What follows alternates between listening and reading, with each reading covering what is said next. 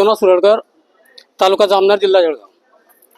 आमचा विषय असा दिव्यांग बांधवांचा आहे की शासनाने सप्टेंबर मध्ये जे 1,500 वरनं 2,500 रुपये मानधन केलं आहे आणि ते मानधन काही मोजक्याच दिव्यांग लोकांना आतापर्यंत मिळत आहे।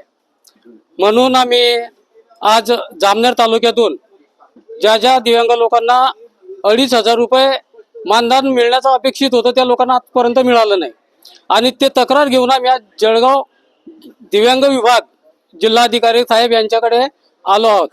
आमची समस्या अशी आहे की त्यांचं वेळोवेळी म्हणणं होतं की तुम्ही डीबीटी करून तुमचे ऑनलाईन डॉक्युमेंट करणं अपेक्षित आहे। आम्ही ते 2-2 वेळा ऑनलाईन केलेत, परंतु अद्यापही आम्हाला 2,500 रुपये मिळत नाही। म्हणून आमची समस्या कोणी ऐकायला तयार नाही। प्रशासनाच्या दरबारी गेलो, प्रशासनाचे अधिकारी कर्मचारी आम्हाला उडवडीची उत्तर देतात। आता आमच्या दिव्यांग लोकांनी कोणाकडे जावं, कोणाकडे त्या मानधनाची वाढीव रक्कम मागावी, हा प्रश्न आमच्या समोरात मोठा आहे। म्हणून त्याकरता आम्ही सर्व दिव्यांग बांधवांनी विचार केला की आपण जळगावच्या ठिकाणी जर जिल्ह्याच्या ठिकाणी जर गेलो तर आपली समस्या या ठिकाणी सोडवल्या जाईल आणि आपले जे हक्काचे 2,500 रुपये ते कुठेतरी मिळतील या आशेने आम्ही आज जळगाव या ठिकाणी आलो आहोत।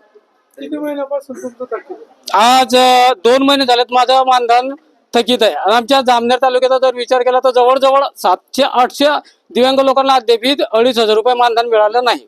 नाही काही आम्ही भुसावळ म्हणजे जिल्ह्यातून या ठिकाणी दिव्यांग सगळे एकत्र आलो आहोत।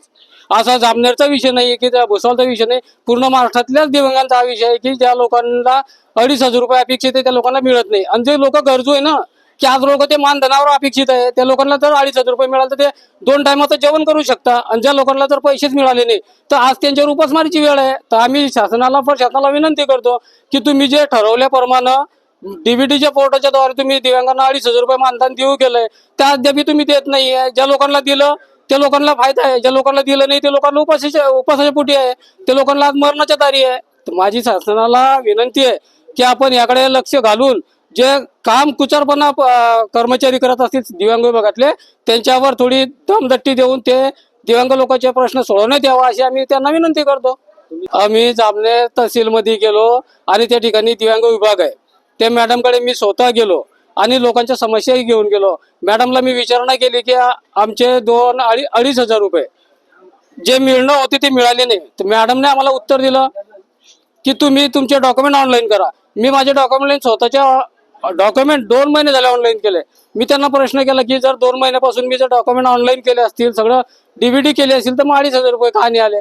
तर त्यांचं उत्तर आम्हाला एक आहे की मी यामध्ये काही करू शकत नाही, जे राज्य सरकार करेल तेच आहे। राज्य सरकार तुम्हाला जेवढे पैसे देईल तेवढेच येतील, माझ्याकडनं जे काम आहे मी ते पूर्ण केलं, त्यांचंही उत्तर आम्हाला येतं।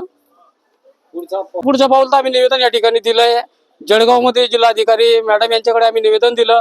येणाऱ्या 8 दिवसात जर आमच्या दिव्यांग बांधवांच्या समस्या जर सोडवल्या गेल्या नाही तर आम्ही दिव्यांग बांधव एक निर्णय घेतला की जामनेर तहसील समोर अन्नत्याग उपोषण आम्ही त्या ठिकाणी करणार आहे।